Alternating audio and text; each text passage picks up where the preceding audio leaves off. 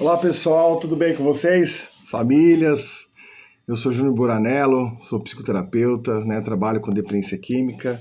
Hoje num cenáriozinho um pouco diferente, estou em viagem, mas como sempre eu gosto de manter o nosso canal aqui do YouTube voltado para a dependência química, sempre atualizado, toda semana, mesmo que de folga, mesmo que de férias, eu tento deixar aqui um conteúdo importante para esse processo tão doloroso, que a família do dependente químico acaba passando e o próprio dependente químico sofrendo.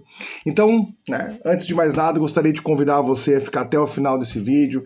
Geralmente os vídeos aqui não são muito longos, de 12, 13, 14 até 15 minutos. E aí, o objetivo desse vídeo eu já falei para vocês, é trazer conteúdos importantes, é falar um pouco sobre o que é dependência química, dos aspectos. E hoje, o tema que eu separei, pessoal, é um tema que causa muita,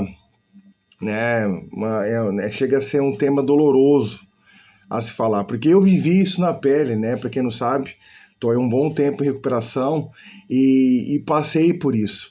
O tema do vídeo de hoje é a dependência química, a falência dos seus sonhos. Dependência química, falência dos seus sonhos. E quando nós falamos desse processo tão doloroso que é as perdas associadas ao uso, às escolhas do uso de substância, nós precisamos entender, primeiramente, como que ela vai modificando a forma dessa pessoa sentir as suas reações emocionais, a alteração na química do cérebro, a alteração ali na estrutura do circuito de recompensa. Tudo isso, de certa forma, vai compor essa desestruturação de todo a forma dessa pessoa pensar, reagir, agir, os seus comportamentos funcionais, a forma que ela pensa sobre os seus sonhos. Durante todo esse período que você vai, e eu tô aqui em Salvador, e eu estava até comentando isso com a minha esposa, em viagem, falei assim, como que pode, você ver as pessoas ali escolhendo, o uso da substância ao invés de estar ali com a sua família, quantas vezes? E nós falamos sobre a escolha, mas esse poder decisório, ele é modificado. Dentro desse contexto da complexidade do que é o uso de substância, a pessoa, ao longo dessa jornada de uso, ela vai perdendo esse poder decisório. É onde as pessoas falam, nossa, mas é só ele querer, nossa, mas é só ele tomar um pouquinho de consciência, de vergonha na cara. E na verdade a gente sabe que não é isso, é algo muito mais complexo. Por isso que eu separei esse tema, e aí eu quero que vocês entendam uma parte importante. Vou fazer um parênteses aqui sobre os sistemas, a neurobiologia dos sistemas motivacionais e como eles são acionados e introduzir isso dentro do tema desse vídeo, beleza? Então vamos lá. A neurobiologia dos sistemas motivacionais nada mais é do que o estudo voltado para entender como que o corpo se movimenta.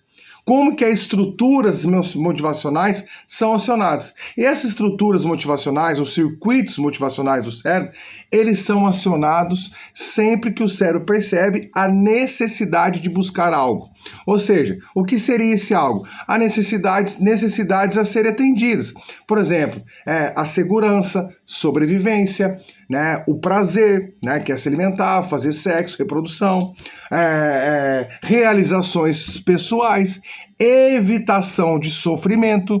Tudo isso começa a acionar esses mecanismos, esses sistemas motivacionais e vão fazer, vão começar a acelerar o metabolismo cerebral, vão mandar informações para todo o corpo, mandando principalmente informações de comando para que o cérebro comece a arquitetar e planejar e pensar e fazer com que o corpo se movimente em busca dessas situações.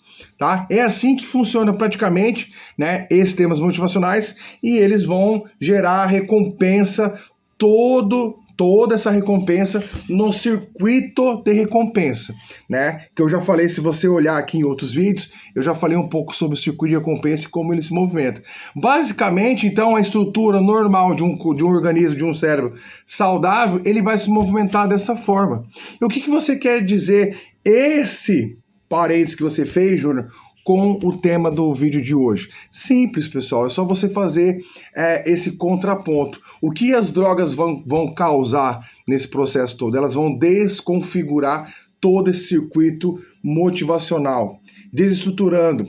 No circuito de recompensa, ele vai ser sequestrado pela substância, aonde a droga vai entender que onde o cérebro vai entender que usar a substância, que a droga é o único meio de sobrevivência que dá a eles, né?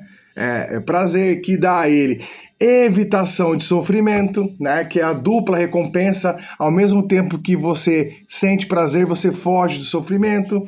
Então todo esse processo, as realizações pessoais vão ficando de lado, né? Porque o cérebro entende que a segurança, sobrevivência, né? Que esse processo de evitar sofrimentos, eles vão tomando muito mais força do que qualquer outra coisa.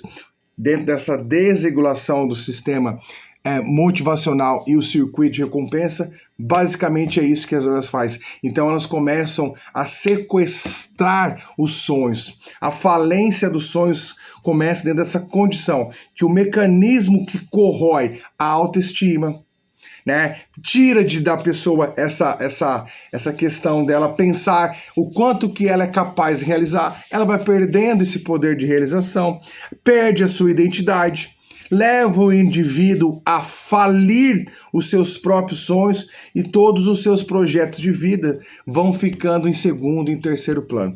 Por isso que há esse afastamento da realidade, afasta-se da família, não vê sentido em mais nada. Como eu falei no meio do vídeo aqui, as drogas, elas sobrepõe dentro do quadro das prioridades, aonde mais nada é mais importante para essa mente do que suprir-se dentro dessa necessidade em estar o tempo inteiro, né, se compensando, né, compensatório. Eu não tenho isso, eu tenho uma frustração, eu sofro por aquilo. Mais uma vez que meu casamento tá falido, perdido, mas beleza, eu vou suprir isso com as drogas. Mais uma vez que um emprego não deu certo, beleza, vou suprir isso com as drogas. Mais uma vez que eu não consegui, né, ficar limpo, trouxe decepção para as pessoas, minha mãe está decepcionada, beleza, vou suprir toda essa falta, toda essa dor com as drogas, entende? As drogas, elas se sobrepõem a qualquer outra necessidade.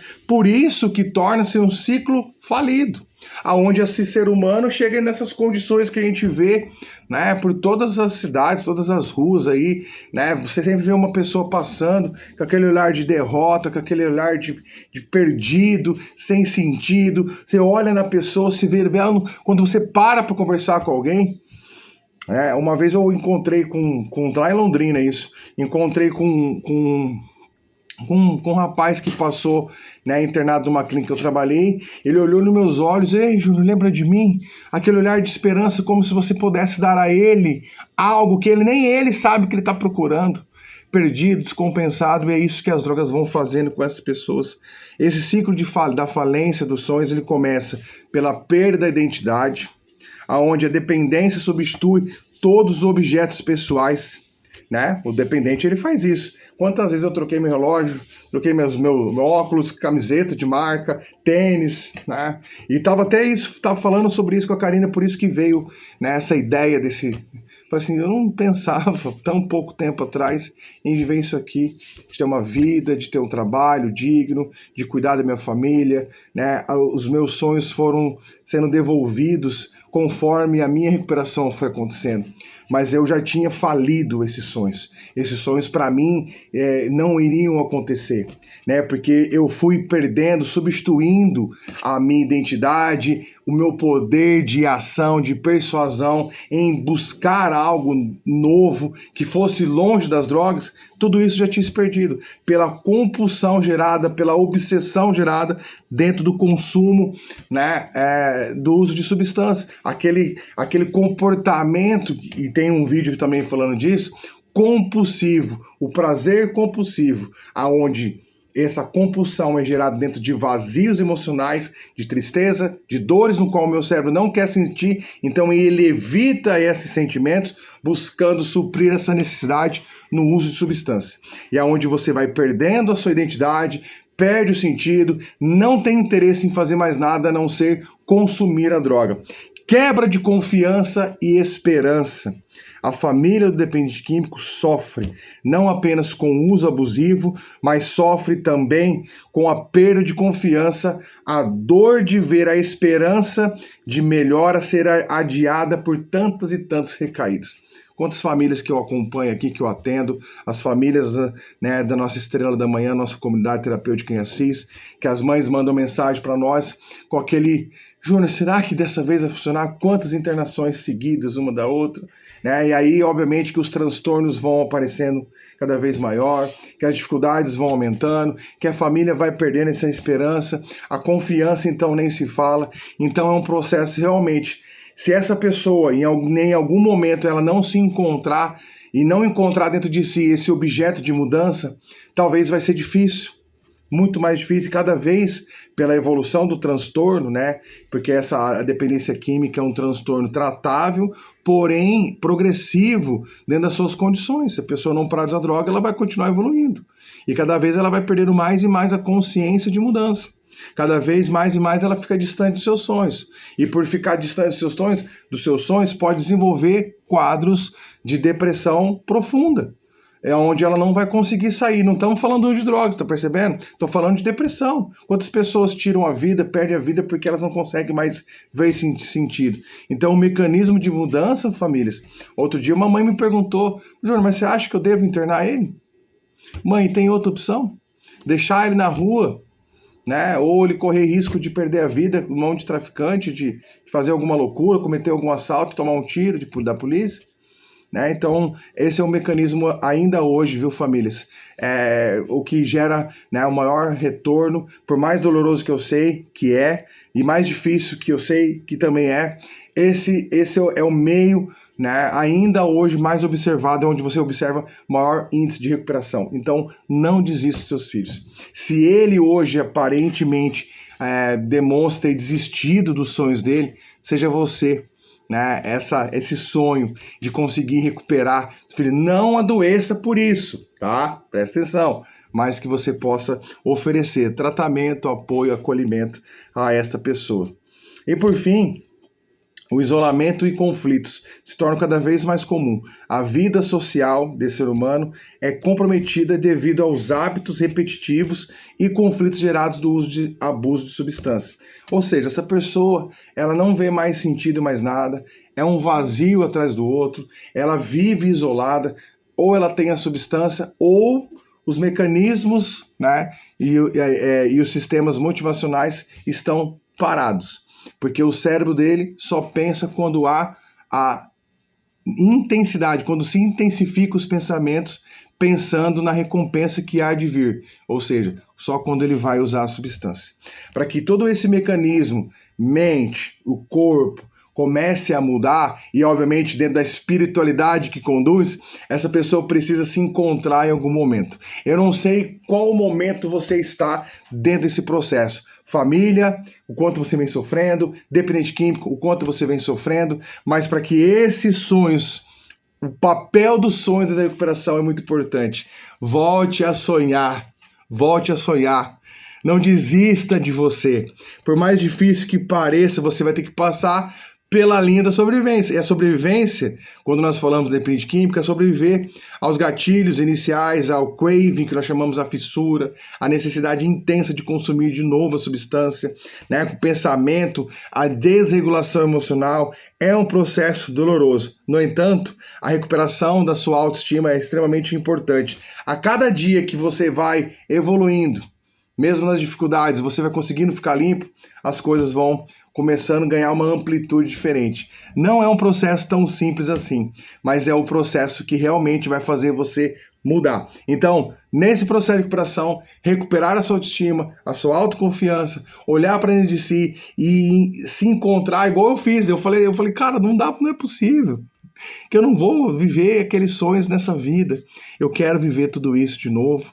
Não foi fácil, foi doloroso, E eu sempre costumo dizer para os meus pacientes, para as famílias que eu atendo, eu sou Júnior Buranello, sou hoje trabalho com dependência química, mas eu não carrego mais dores, sofrimento. Eu carrego cicatrizes daquele cara que sabe de onde veio, que nunca se esqueceu e nem se esquecerá dos caminhos difíceis desse processo doloroso da recuperação, mas hoje eu celebro a vida. Então que você possa também celebrar a vida, recuperar os seus sonhos, volte a sonhar, busque tratamento e apoio e, acima de tudo, não desista. Espero que esse vídeo chegue a maior número de pessoas. Se você que não é inscrito no canal, se inscreve, compartilhe os vídeos, né? Ajuda essa plataforma aqui a crescer. Beijo no coração de todos vocês e boa noite.